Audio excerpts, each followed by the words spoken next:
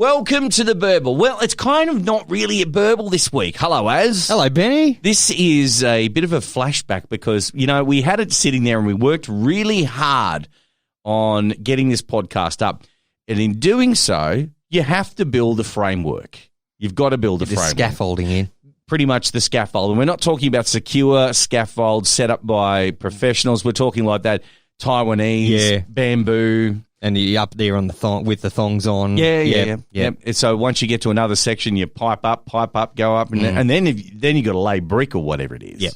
But anyway, every good podcast, and that doesn't include this one, needs any podcast.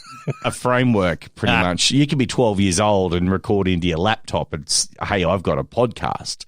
But we've gone through some changes, obviously. We now have our own studio room. Professional mics. Everyone's seen it on the Facebook page. Yeah, we did a demo of me and you doing across the desk like we're doing now. Yeah, the equipment's far more professional than we are. Yeah, that's right. We wanted to make this kind of great, and we knew that the podcast was never going to be big or great or anything like that. But we do appreciate the people that do download it because, let's face it, it's all about potential ad revenue. Yeah, they probably are. We haven't even gotten to that point yet. Anyway, listen, the point is we thought, you know what, we've got this episode shelved pretty much, not up our dates. But in the old jail locker. It was the very first, and I have to say this is actually quite nostalgic due to the fact that when we recorded this podcast, it was actually not here at the current Burble Studios, Burble Podcast Production Studios where we are now. No, it was actually at our old The old studio. facility. It was at the old facility, and it God. was a demo. I said, "Listen, come on down, bro. We got these mics, got this desk. Let's do a demo because we want to go ahead and do podcasts." Indeed, we did. That's right. And so anyway, we went ahead and did a demo, and so we thought, you know what, this thing hasn't been shown the light of day at all. No, it's been in the dark and fed fish heads. It was fed out to a number of people. I emailed the link to them. I said, "What do you think? You know, what do you think of this japery?" It actually got a play in the UK when I was over there. I played it for my brother-in-law. And he was quite impressed. It was, actually, yeah. What was that? It was some type of factory or something. We're talking about... what was it? Some product? Yeah. Plastic testicles. Plastic testicles, that's it. We started out low. Yeah. We set the bar very, very low. Well, anyway, you're going to get to enjoy this week because it's lucky episode 13, and let's face it, the world needs a bit of luck at the moment. Doesn't it what?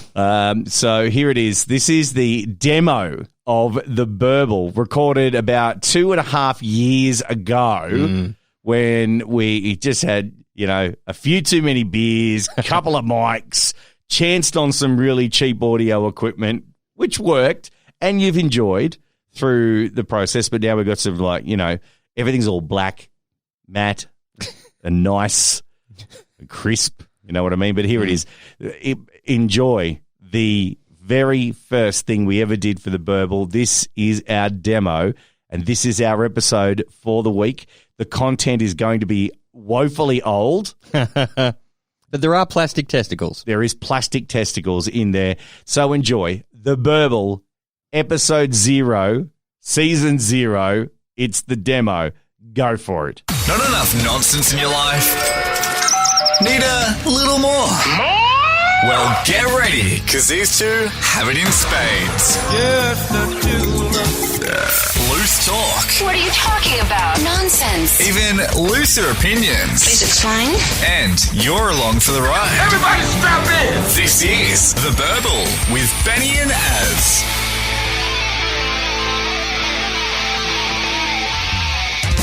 Thank you, Edward Van Halen. Hello, this is The Burble, a brand new podcast all over the world, all in your ears, and it's good to have your company. My name is Benny, and I've got to tell you, I've got the most amazing co-host. Well, maybe I'm just trying to oversell him a little bit too much, but he is certainly someone that dots his T's, crosses his I's, and he's here for all the nonsense as well. Hello, Az. Hello, Benny. It's wonderful to be here. Thank you for such a grand opening. It's nice to have a warm hand on my opening occasionally, but That's the tone, is it? That's the tone. I've set the tone now. This is the tone for the podcast. Absolutely. A warm hand on the opening or a hand on the warm opening? Well, either way. Okay, so let's explain exactly what this podcast is going to be like, and thank you very much for downloading it. Nonsense. That's pretty much it. And it's not nonsense from us. It's pretty much stuff that happens all over the world. We're just grabbing it and pointing it out to you that it is ridiculous nonsense. I can't wait to see just how dumb the world really is. The world is dumb, so let's get into it. This is The Burble with Benny and Az. You've heard the story, Az, about the kid that got his passport off his grandmother, bought tickets on the credit card, he flicked on over to Bali, he went missing, you know what I mean? You heard about that story? Yeah, I do remember that, yeah. Well, there's another story here about a child on a Jetstar flight to Bali that's gotten into the grog. Did you hear about this? I did hear murmurs about this, and I just thought it was Jetstar trying to just cover up their bad service by liquoring everyone up on the plane. Well, no, don't say that. They could end up being a sponsor. I doubt it, though. So Jetstar has had a complaint from a Gold Coast grandmother. She's actually seeking compensation. She wants compensation amid the claims that her 12-year-old grandson was given grog on the flight to Bali. It was gin. It was a double gin, I believe. It was a double gin. Yeah, they gave him a double. Not just a single, a double. Now, on a Jetstar flight, that's going to cost you about $9,000. It's going to get you to Bali and back about 5 times. But seriously, it was a double gin and soda, one of the worst drinks on earth. And I really don't blame the kid for having a reaction. Was the reaction that he wanted to listen to Akadaka and vomit in the sink? Who's listening to Akadaka and drinking gin? Aussies that go to Bali. Okay, fair enough. Well, actually, they reckon, the airline reckons, get this right, that it was a mix-up when similar-looking drinks, because, let's face it, gin's clear. Yeah, so is vodka. So is water. Easy to make that mistake. But anyway, similar-looking drinks for an adult flyer and the boy were taken to the galley and got mixed up. That's a worry. It is a worry. Now, I thought on flights, don't they on flights where they actually, when you order a drink, they do it right there and then with that little carton, the one that... they give you the little hotel bottles of grog, normally. Well, what do they do in front of you? What are they doing mixing it up and then taking it to the galley? Because they're probably watering it down. But apparently wasn't Such a quality flight. Wasn't there turbulence, I heard? They got it out on the trolley and then... things got a bit rough, so they ran back and took the cart away so it wouldn't, skittle anyone. Yeah, well, that's exactly right. The worst thing about those carts, though, is that they always bang you in the arm if you're sitting on the aisle. Yes, they do. I hate that. So, after confirming that he had the right drink, not the wrong one, it was given to the boy. And now, because gin, it's mucked up his plant allergy. What plants? I don't know. He's got plant allergies, and they reckon that it reacted with the drink. So hay fever, watering eyes, and a headache and sneezing and all that kind of stuff came about. Now, listen, hang on a minute. I don't want to be sus here or anything like that, mate. Righto. What's the grandmother doing taking the son to Bali? Grandson. Probably going over to get cheap Bintang singlets. Well, that's true. Yeah. Can't get Bintang singlets. And fake Dr. Dre Beats headphones and, all the good stuff, and then bringing it home and selling it on for a profit. When I was younger, when I caught flights, I'm thinking, I just love the beer. And you couldn't even have it like a sip from Dad because you'd get in shit. Yeah. There'd be someone on the flight going, "Stewardess, no, he's too young. He can't be having that. He can't have that." And your dad gets in trouble and you get thrown off the flight. At 10,000 feet. Well, not at 10,000 feet, but they'll ask you to leave. And you don't want that to happen these days. You've seen all those times on flights and stuff like that where people get kicked off. Yeah, that dude in America on that Delta flight, was it? The Chinese dentist, and they kicked the bejesus out of him. And he didn't do anything wrong. No, they just wanted to give his seat to someone that paid more. That's right. So they went, "Hey, dude, get the what out," and he went, "No. No, I won't be doing that." No, he talked to him in a calm fashion, all that kind of thing. And then they sent some burly guy in to rough him up. And, of course, it's the age of the mobile phone, so there was about 5,000 different angles of them roughing him up, and now they're in lots of trouble. The lawyers, okay, for the grandmother, because she wants compensation and not just for the cost of the drink. But there's no statement of claim at this moment. So there hasn't been a claim happen at this point in time, but she wants compensation, but nothing's come about yet. There's no figure or anything like that flicking around. What would you expect to pay for that kind of mishap? What would your payday be from the airline for giving your grandson, 12 years old, a gin? Case of UDLs.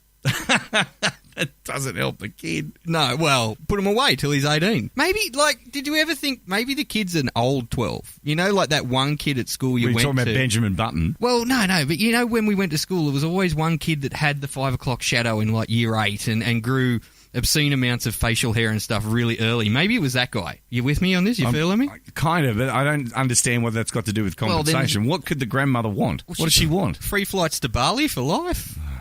I don't know. Upgrade to a better airline. It's just one of those things, isn't it? It's like that woman that spilt hot coffee on a lap in Macca's and then sued them for bazillions of dollars. It's just horrible. It's not like you can't get away with a firm handshake, a sorry, and a pat on the back, and that's it. No, you got to lawyer up now. Well, you know what the cabin crew actually did once they were informed of the mix-up? They got him another drink. They got him the right drink. Yeah, he wanted vodka all along. This is the Burble with Benny and Az. Speaking of going overseas, did you see the story as about this guy, Paul Ferrell? He's a British expat who's had his teeth knocked out and others left out of place for having something tattooed on his forehead. Now, you go overseas, you've got to respect the local culture because they'll give it to you if you don't, you know what I mean? Like, for example, you go to America, you got a tip. Okay? In France, for example, you've got to at least try and speak a little bit of French, and then because everyone goes, the French are all snooty or all that kind of thing, but they're actually not. You attempt to speak French, they'll help you out as much as possible. Well, if you're going to go, okay, and get the word Taiwan tattooed on your head and run into 10 Chinese men, they're going to beat you up. Yeah, they are. You've got to be culturally appropriate. Like, that's just dumb. And let's, before we get into the reason that he got, the bejesus kicked out of him, let's explore why he had Taiwan tattooed on his forehead in the first place. I think the listeners need to know why. It was a stupid thing, basically, because he wanted to actually get a memento of him being over there in Taiwan, you know what I mean? So just wanted to get it. Why you get it on your forehead, I don't know. A lot of grog. Yeah. So he's made headlines with this head tattoo, and he's also got like a national flag on his chin because that works. Yeah, I saw that. Because that bloody works. So anyway, he's had a hat on, right? And it was actually spelt in Chinese letters, Taiwan. Yep. And, of course, obviously, Chinese have got that whole thing about, Taiwan's part of China and all that kind of deal. Yes. Not going to get too political in it. Well, they've seen it and they've kicked the absolute bejesus out of him. Pretty much went, that's the most offensive thing we ever saw. So prepare for a whooping. And they whooped him too. They knocked his teeth out. They knocked him sideways. They split his lip. Now, Paul's lived in Taiwan for 14 years. Now, you think he would have an inkling not to do something as stupid as that. I've seen the photos of him. He is, just a very boganish kind of guy. Obviously, he knew he'd done the wrong thing. He was wearing a hat. And if you've got a big offensive tattoo of disputed territory on your forehead and you're in, the country that's disputing the territory, you'd leave your hat on. It'd be like the footy fan from one state with a tattoo of their footy club from the other state on their forehead going into a bar up in that state. Okay, well, let's break it down. Let's break it down a little bit further. How about you got Manly tattooed on your forehead and you walked in to have like a sit-down counter meal at East's? What would happen then? It's your trip into the city, across to the ferry from Manly, from Brookvale. You go over there, you meet a nice girl. She's swiped right on you on Tinder. Then you're going down to East's and then you walk in there. Number one, she's going to be horrified.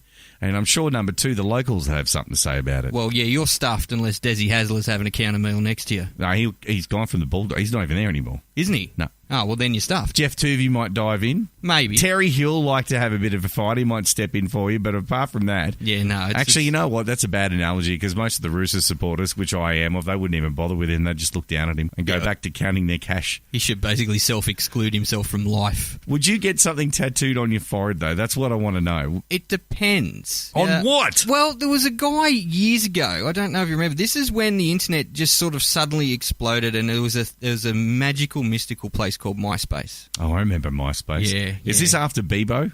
What's a Bebo? Oh, exactly. Okay. No one knows anymore. Anyway, MySpace. So they had this deal, and I can't remember the guy's name that was everyone's friend that started MySpace. You always had him in your friends list. It was like Mike from MySpace or Steve or whatever. Something like that. Yeah. Anyway, he put a call out, and it was a bit of a piss take, but it was like, I will pay someone to get MySpace tattooed on their body. And people jumped up from everywhere, and a guy actually got it tattooed. And I don't know if it was on his face. It might have been on his neck or something. But anyway, I ramble on. But where I'm going with this is, it depends. This is prime advertising space, right? Like, so if I'm going to get something indelibly marked on my forehead... Unless you've got a well-known forehead that's going to be in the media or that's something even like better. that. Or like a movie star. Movie star, yeah.